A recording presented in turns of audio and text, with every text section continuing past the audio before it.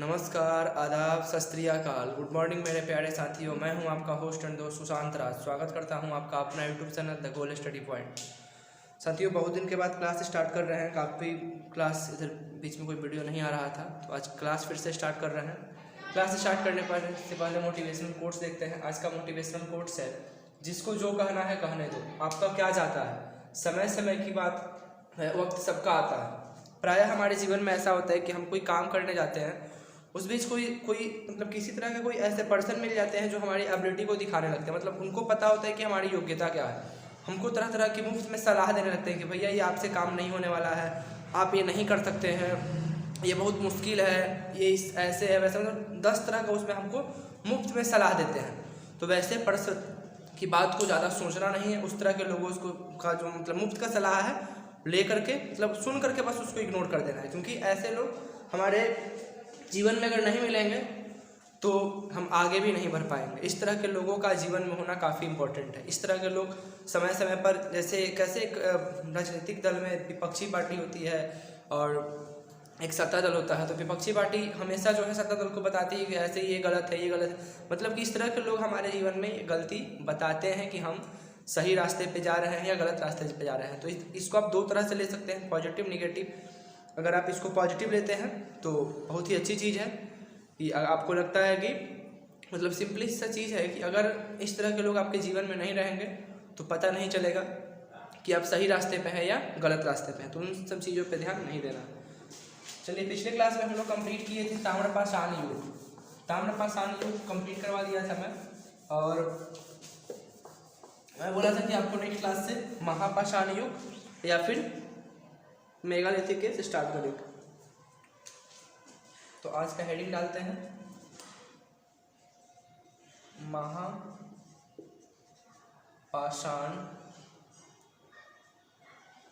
युग।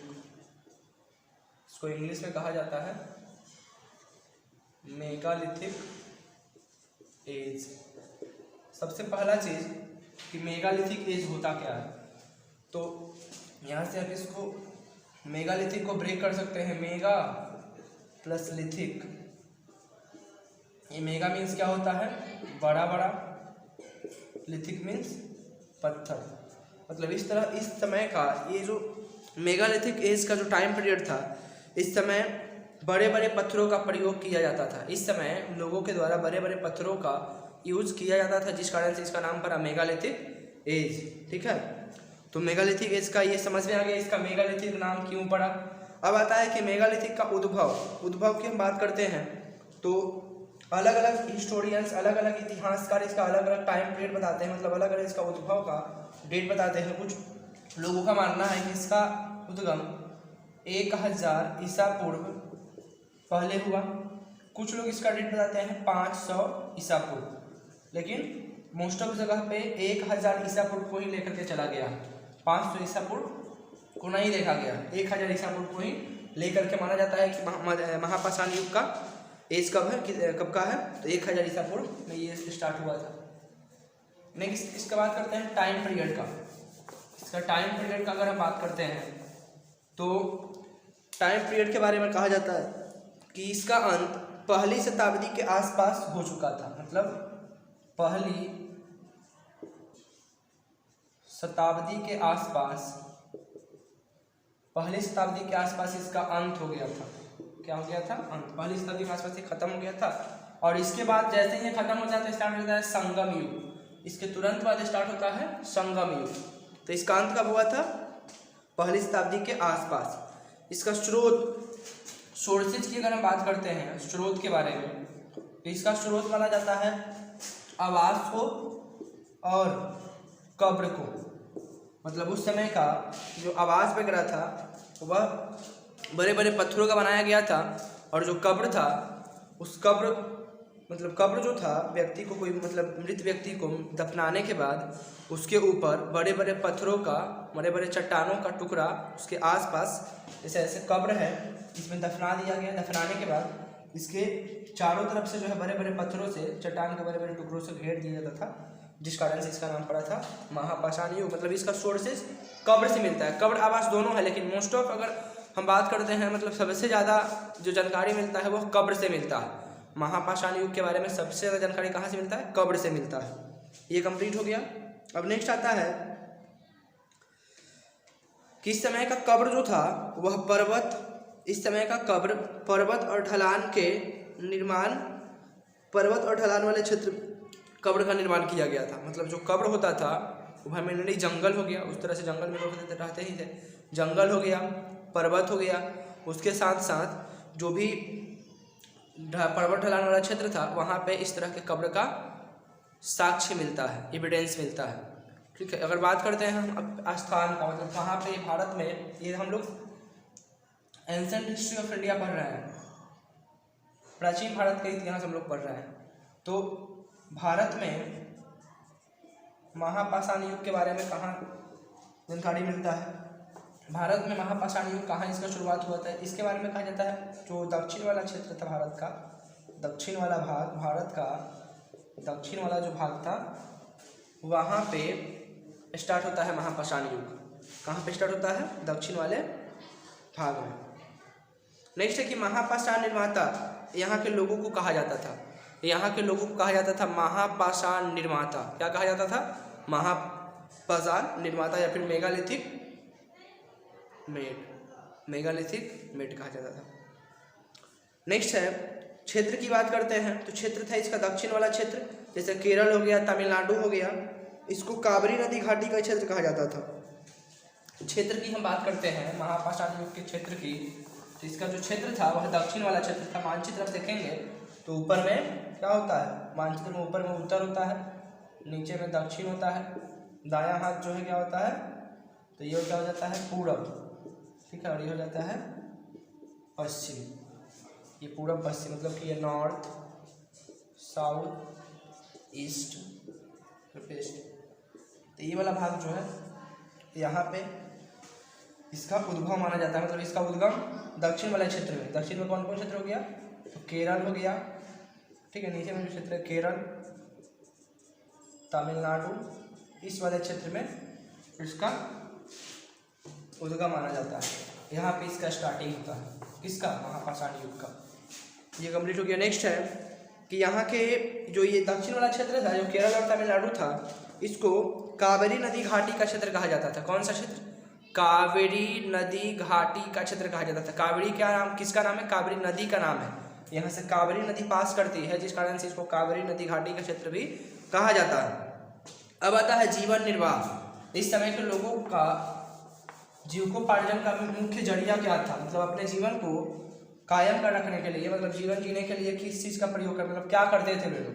तो जीवन निर्वाह की अगर हम बात करते हैं तो जीवन निर्वाह के लिए इस समय के लोग क्या करते थे? शिकार करते थे। जीवन निर्वाह के लिए इस समय के लोग शिकार करते थे और थोड़ा बहुत कृषि करते थे, थोड़ा बहुत खेती करते थे। ज़्यादा यहाँ से खेती का साक्ष्य कुछ नहीं मिलता है। मैं मोस्ट ऑफ यही माना जाता है, तो मेनली यही माना जाता है कि जीवन निर्वाह के लिए मोस्ट ऑफ लोग यहाँ पे शिकार करता था। ठीक है, थोड़ा बहुत खेती करने का कुछ साक्ष्य वगैरह यहाँ से प्राप्त होता है, नहीं तो बाकी सब यहाँ पे यही करते थे, शिकारी थे। बर्तन की बात करते हैं तो यहाँ से मिलता है मृदभांड। बर्तन की हम बात करते हैं तो यहाँ से मिलता है मृदभांड। मृदभांड मीन्स मिट्टी का बर्तन, मृदभांड मिट्टी का बर्तन। तो मिट्टी का बर्तन यहाँ से प्राप्त होता है बर्तन के रूप में। औजार, यहाँ से जो भी औजार मिला है उस औजार को देख करके ऐसा नहीं माना जाता है कि उस समय इस औजार का प्रयोग कृषि के लिए होता होगा, क्योंकि यहाँ से जो भी औजार मिला है वो कृषि में प्रयोग होने वाले औजार था ही नहीं। जो भी औजार था वह शिकार करने योग्य औजार था। यहाँ से मिलता है बर्छा, वनाग्र मिलता है, वनाग्र जिसको बाण धनुष कहा जाता है, तीर धनुष कहा जाता है। फावड़ा मिलता है, कुदाल मिलता है। उसके बाद ये सब जो भी औजार था सब शिकारी वाला औजार था, शिकार करने वाला औजार था। यहाँ से कृषि वाला कोई औजार नहीं मिलता। एक चीज़ और, यहाँ के लोगों में सुपर स्टेशन काफ़ी ज़्यादा था, मतलब यहाँ के लोगों में अंधविश्वास काफ़ी ज़्यादा था। कोई व्यक्ति अगर मरता था तो उसके साथ उसके कब्र में जो औजार यहाँ से मिलता है, बर्छा मिलता है, बानाब्र मिलता है, कुदाल फावड़ा मिलता है, उसको डाल देते थे और कुछ बर्तन को भी डाल देते थे। कि दूसरी दुनिया में, मतलब दूसरी दुनिया वो लोग परलोक पे विश्वास करते थे। परलोक पे विश्वास करते थे कि कोई भी व्यक्ति मरने के बाद वह दूसरी दुनिया परलोक में जाता है। तो परलोक में जाने के बाद वहाँ पे जीवन जीने के लिए उसको बर्तन का आवश्यकता पड़ेगा, ये तीर धनुष, मतलब इस तरह की चीज़ों का आवश्यकता पड़ेगा, जिस कारण से वे लोग क्या करते थे कि जो भी आवश्यक वस्तु होता था उसको उसके कब्र में डाल देते थे उसके साथ। तो सुपर स्टेशन काफ़ी ज़्यादा था उन लोगों में। उसके बाद आता है फसल। तो यहाँ पे थोड़ी बहुत कृषि की साक्ष्य मिलती है, मतलब थोड़ा बहुत यहाँ पे लोग कृषि करता था, तो यहाँ से थोड़ा सा धान और मतलब जौ रागी का फसल का साक्ष्य मिलता है। थोड़ी मात्रा में धान और रागी, कौन सा फसल उपजाते थे ये लोग? धान और रागी, धान और रागी का साक्ष्य मिलता है। नेक्स्ट है कि यहाँ पे कलश सावधान का साक्ष्य मिलता है। कलश सावधान का साक्ष्य तमिलनाडु के दक्षिण भाग में प्राप्त हुआ।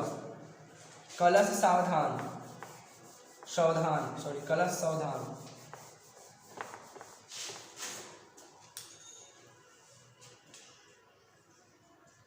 कलश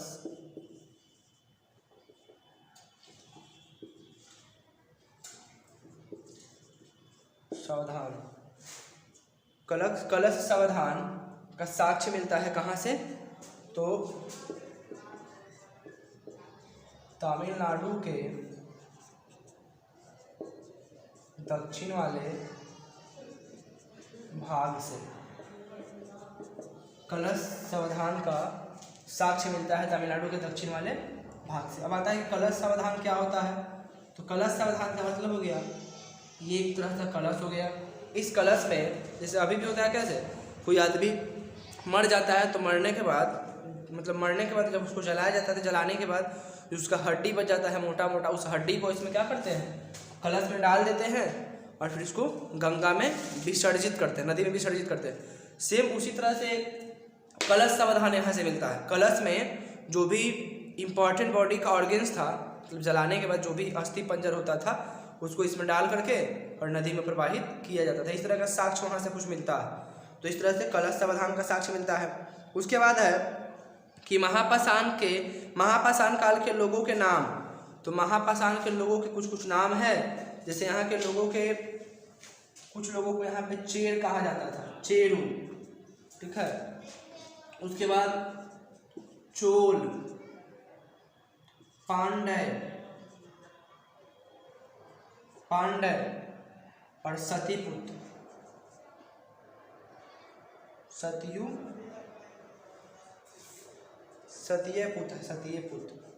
सत्यपुत्र। तो महापाषाण काल के लोगों को चेरू कहा जाता था, चोल, पांड्य और सत्यपुत्र थे। चेरू केरल के लोगों को कहा जाता था, केरल पुत्र को कहा जाता था। जो केरल के लोग होते थे उनको चेरू कहा जाता था। इसके बाद जब संगम युग स्टार्ट होगा तो संगम युग में चेरू, चोल और पांड्य, यही तीनों मिलकर के संगम युग का स्टार्ट का, मतलब लोग का नाम है, एक कबीला का तरह से हम बात करते हैं। ये कबीला है, मतलब चेरू का कुछ कबीला था, चोल का कबीला था, पांड्य का था। ये कबीला मिल करके आगे स्टार्ट करेंगे संगम युग का, ठीक है। और जैसे ही महापाषाण काल खत्म होता है तो उसके बाद संगम युग शुरू हो जाता है। क्या शुरू हो जाता है? संगम युग। तो इस तरह से आज